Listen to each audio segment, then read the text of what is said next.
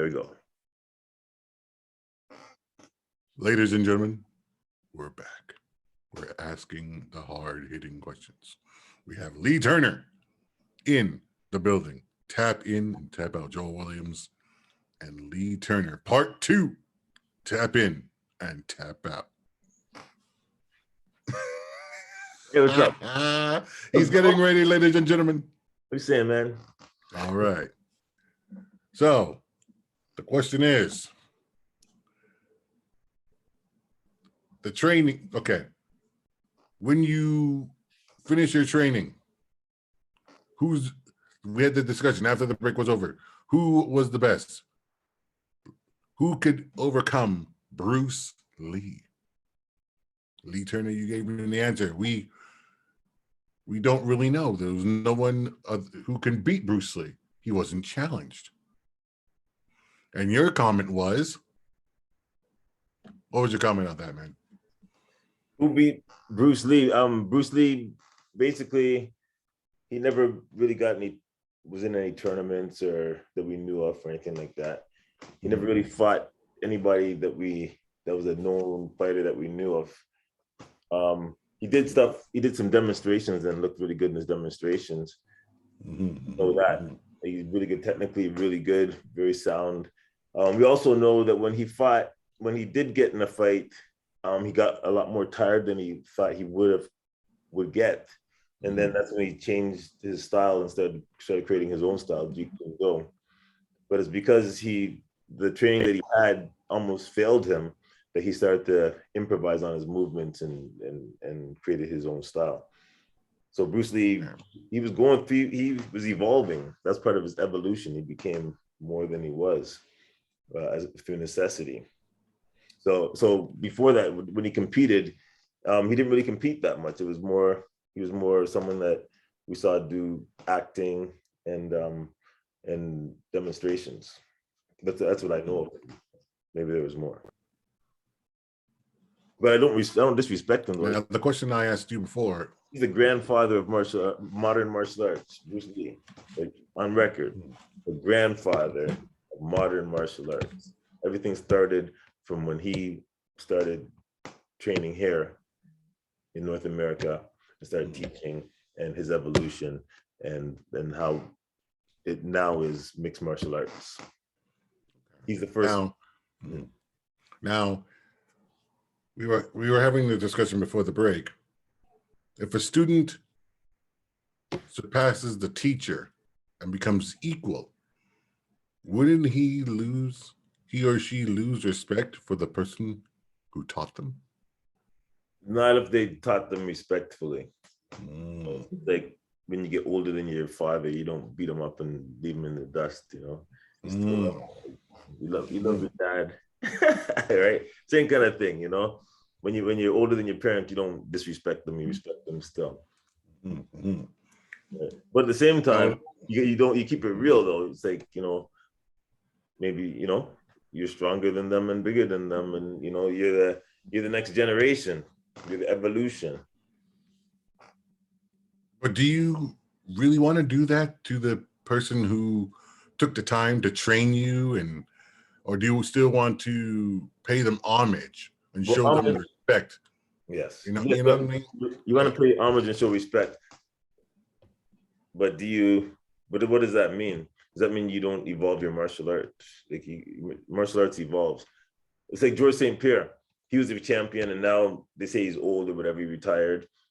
And now he says he doesn't want to come back because he wants to respect the new martial arts and not be that retired martial artist trying to come back and show that the old style of martial arts can beat the new style of martial arts. I think he would beat everybody with his style if he came back. But he doesn't want to show those guys up because he wants it to keep evolving. So martial arts is more about the mind behind the body too. So who had the sharpest mind?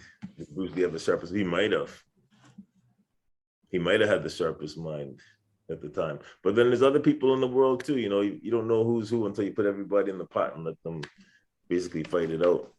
I respect Bruce Lee. He was icon. But he has some good fights. He fought people that nobody knew too. Who's the guy that he had to fight? Didn't somebody hurt his back or something like that? Who was that guy? He got like he had to defend the fact that he was going to teach martial arts to white people, right? But a lot of his fighting styles got stolen or borrowed. Why? Because they used him to open up a culture, open up a culture of martial arts to like worldwide. Everybody started using it. But from then, Taekwondo studios opened, karate studios opened. Every form of martial arts got brought into North America. Yeah, they were already based on him. They were there, and then he's kind of pushed his way in too. They're already established. He kind of pushed his way in and said, "I'm here too, and I'm better than all of you guys. You guys aren't as good as me." So that's probably why everyone's like, "Wow, this Bruce Lee guy." Because when he showed up on the scene, he's like, "I'm better than all you guys. Prove it. Like, who wants to? What do you want to do? You want to prove me wrong? I'm better than you." That's kind of what I believe his attitude was at the time, and he did prove himself in those kind of ways. I don't know his whole story. I watched some of the Netflix series on it. So people they challenge, like the local martial artists would challenge him and he'd fight them. So he made a name for himself on the scene, in the local scene. He made a name for himself, made a space for himself. Then he went to the big tournament that they have there every year in Long Beach, and he challenged all the martial artists and did a demonstration and showed everybody. Yeah. So that's pretty big. Go to LA and just take over. But I'm Is that something that you would do? Like use your martial arts style to evolve the generations before you or after you and bring them into a positive space so you can make better people and help people to not just defend themselves, but to change their mindset to what they see of the world. Oh, I like that. Yeah. I can get with that. Okay. For sure. They say in the Maslow hierarchy of needs, the highest level is self-actualization. Right. And I like to think of it as self-activism. So when we're plugged in we'll put it this way. One day I said to my mom, I said, "Mom, where do you find God? Like, you got to go somewhere to find God?" And she said, "No, God is inside," right? It's an inside job. So for us to connect on the outside, we got to go inside first. And then that's how we connect, right? Right. So basically, in my mind, to search for self, like, through our connection with the Almighty. And there's a method to get there, right? And they call it the Tao, the way, right? The way to the path. There's only one way, right? So, there's many ways to the path, and the path to enlightenment. And enlightenment being, in my own interpretation, like that's the creator of all things. So we're trying to reconnect with the creator. And there's different ways to do that. And for me, martial arts is one of those ways. What does the Tao mean? The way. Could you break that down? What Tao means? I don't. It's just a word, but the way or the path. You can take it however you want to. They say that the Tao cannot be explained. There's two. There's the one you can explain and the one that you can't explain. So you had to draw up your own conclusions. You have to experience it. Oh, okay. Interesting. Okay. Yeah, you can't see it. Oh, you can't. Taste it. You can't touch it. You can't. It's something you experience. Interesting. We're not going to touch that now because it's getting a little bit too deep. We're going to keep continuing on to martial arts and your expertise, physical fitness. Now, since the weather, I'm changing gears again because we touched on a lot of different topics here. Now, since the weather is getting nicer, Yes. weather is getting more beautiful, I'd say. Are you going to use that time to train more clients, more outdoors due to COVID, or are you going to use that time to keep training people indoors? It's What's outdoor your team? training. It's outdoor training from now on. That's a great question. Right now, it's from when it first, the last snowfall, it was outdoor training. But now people are starting to basically warm up to the idea because Yeah. it's nicer out. So it's outdoor training. I love outdoor training. We train for an hour, and we do warm ups. We do we even do shadow boxing. We do animal flow, like primal movements, like a jaguar might do, right? Try to move your body in every position, every which way you can move your body to stay loose. Mhm. Life makes you tense. What's the Makes you tense. what's Pardon? the what's the method you use from outdoor training that indoor trainers don't use? We do lots of line drills, like we'll go up and down, forwards and back, and do different things, different kind of stretches, moving stretches. I like to do Taekwondo stretches, moving Taekwondo stretches. So we're moving and throwing kicks that are stretching our body out and moving our body in different kind of ways, all the way down, all the way back. It's like doing lanes, up and down, back and forth. Really good. I love that outside. And also, just boxing outside feels really natural because say you're going to be attacked. Maybe you'd be in an outdoor setting. So it kind of with your shoes on. So you take them from the indoor environment into the outdoor environment and make them experience the full on, if they're going to get attacked by anyone, it's going to happen outdoors. That's right. So in that physical situation, so basically you put them in the situation, but not really. You put the mindset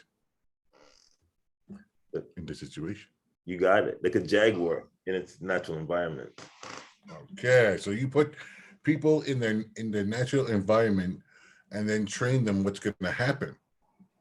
So if the situation does happen, they know exactly what to do. Right. But we're not really training like full out for situations. Like these people are here because they train with me because they want to get in shape. Yes, I know, but you Keep can it use that same exercises as physical fitness too, but you're also showing them without really showing them at all. That's right. That's the You, unseen path. That's what we're yeah, talking about. The Tao. That's the Tao, the unseen path. You don't see it, but it's there. but it's there. Okay. There. You don't Okay. until you experience it, you don't really know. Okay. Kind of like it's almost like trickery almost. It's almost basically like it's like virtually, but not virtually. Well, it's war, and all warfare is based on deception. So it is it's not a deception, but it's a matrix. It's a form of the matrix for sure. So you're tricking the mind almost. Yeah, it's mind play for sure. Oh, okay. Yeah. Plasticity, elasticity. Yeah. The mind's ability to adapt to a situation. Okay. Okay. I'm learning a lot from you, man. I am learning a lot from you just asking these questions and just getting to know your mindset, man. It's not exactly complicated, but it's also enlightening because I'm a guy just looking in. But here's the thing with you, I can never see what you see through your eyes. That's good. Good. You don't want to, do you? Oh no, I don't think so, man. Because number one, if we see what, man, we'll have to go. Basically, there's no documentary on this planet. There's no film author that can tap into your brain cell within an hour and get everything. That's right. Good. A&E. You remember A&E back in the day? Yeah. When they used to do those hour specials and have everything on that one person within the hour? Yeah, I You do. need a whole 8-hour season to get. I, I got lots of info, lots of information. That's for sure. Lots of info, man. Yeah, yeah. It's just experiences, things I've been through, things I've had to contemplate. Because I've been in martial arts my whole life, my whole adult life. Anyway, since I was 15, I've been in martial arts. So, Oh, so how many years? 50 years? yeah, around there. Around I come don't. on, man. Now you're being modest, man. Come on. All I know is that I've been doing it since I was 15, and that's Okay. it. So I've been doing it for a long time, is what I'm saying. And so Okay. my mind is oriented in that kind of way. Like that's my filter. That's how I see the world. So I know it's different from how other people see the world, and I know why. And so when Okay. I share it, it's just interesting to see because it's not me. It's not that something I made up. It's just in line with the principles of martial arts. Okay. So Hmm? Do you use the elements when you're training your clients? For example, Rocky would do running up a cold mountain. Would you use, like, if it's like a rainy day, would you still go out there and Yeah, train? we Would train you for sure. In the would you winter, use the we summer train. weather? Would you use the cold air to help? And like, even it's like minus 13 degrees, even when you're cold outside, you'll go out there and still train. Would you do that? For sure. I love it in the winter. This winter that just happened, we were training. There was snow on the ground, icy. We had to clean that snow off the ice basically and start training right on that icy patch. And we're doing slides to the right, slide to the left. We're sliding back and forth to do our warm up, that kind of thing. We're balancing, we're doing balancing practice on one foot, on the other foot, still doing kicks, still practicing our moves with safety in mind, right? Nobody fell down, nothing, no danger, but controlled, but still, putting us in the right mindset that you need to be in at all times. So that sense of survival, like, That's all. Listen, man. what's that? Yeah. Well, basically, that is a good tool that's a good tool to have, because a lot of native people live off the land. So exactly, if people decide to live off the land, or because people change their minds, people change their outlooks all the time. So if you decide to live off the land or move to another state or another country, and you don't know how to defend yourself in such situations, or basically if you go to the military, right, or want to be a soldier in the military, your training can help a lot of people. Yeah, Because number one, you're taking them into the elements, man. How yeah, many trainers do you know will take their clients and exercise with them outside? not like we do. That's for sure. Hmm. We train out there. Even when it rains, my clients will call me and say, maybe we can train tomorrow. And I'll say, nope, we're gonna train today because it's raining. We're not gonna melt. We're gonna go out there and prove to ourselves that we're not gonna melt. And we train in the rain.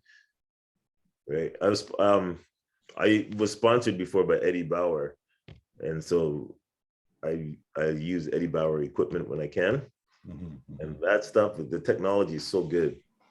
Like, you don't really you don't really get wet.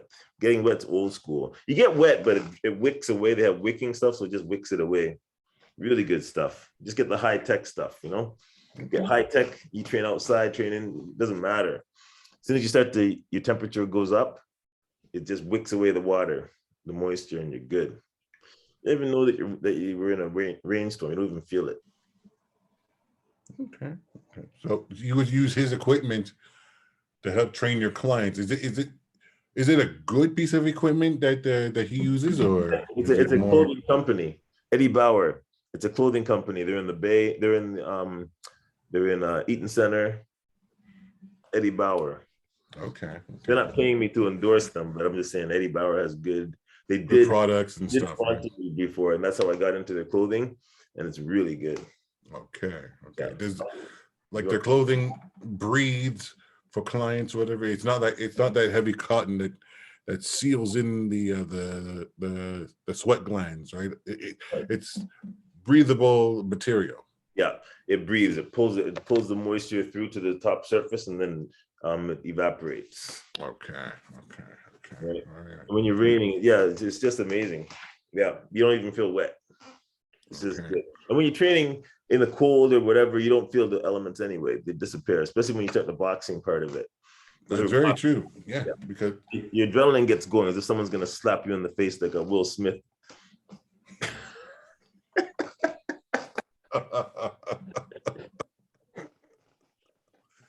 I want to ask you that question. You get heated, right? Oh my goodness. I want to ask you that question, but like you that's another topic for another time, man. But like I know how you would feel. that slap heard from around the world. How Yeah. would you defend yourself Listen, in that situation? I laughed about that for about 2 weeks before I thought, oh, you know what? I never really told anybody what the defense is for that. But for martial arts, it's okay. Someone's coming towards you, right? First thing you're supposed to do is give them direction, right? Like stop, let them know, stop. The physical barrier, stop. So your hands are out away from your body. You're saying stop, right? Right? Picture talking to a judge. Judge, I told him, I said, stop. I have my hands out like this. Then every time now they can't reach you because if your arms are straight and you can't reach them, they probably can't reach you either.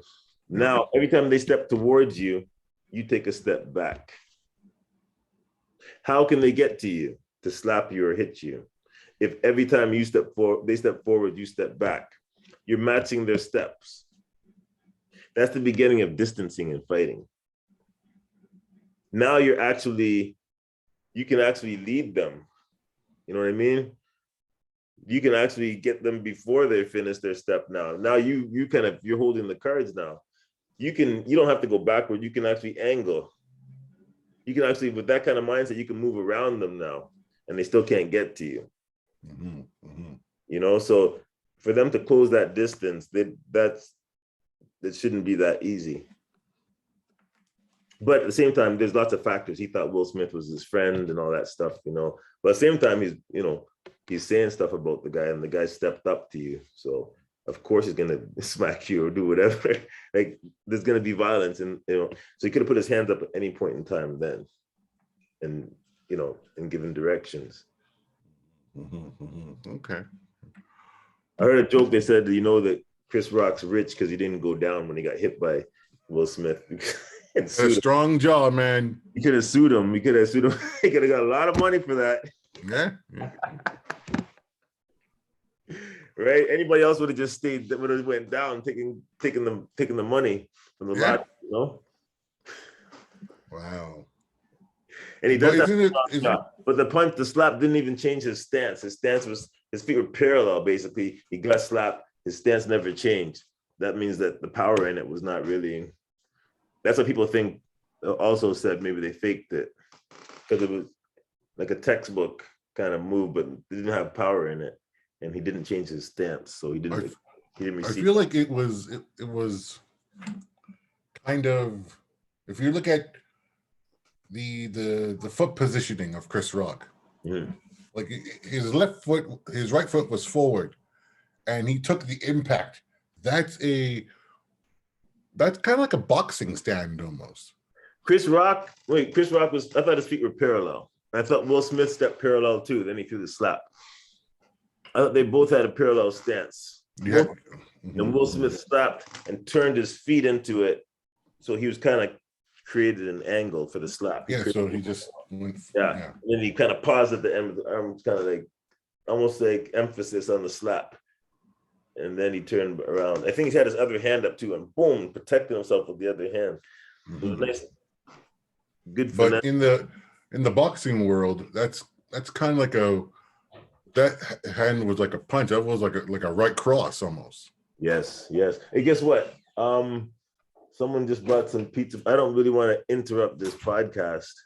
Okay, so ladies and gentlemen, food here. Yeah, we will be cutting it short right now. Tune in next week for the continuation. Yeah, tap in and tap out. We will see you. We will see you later. Tune in, tap in, and tap out. Blessings and love. Thank you. All right.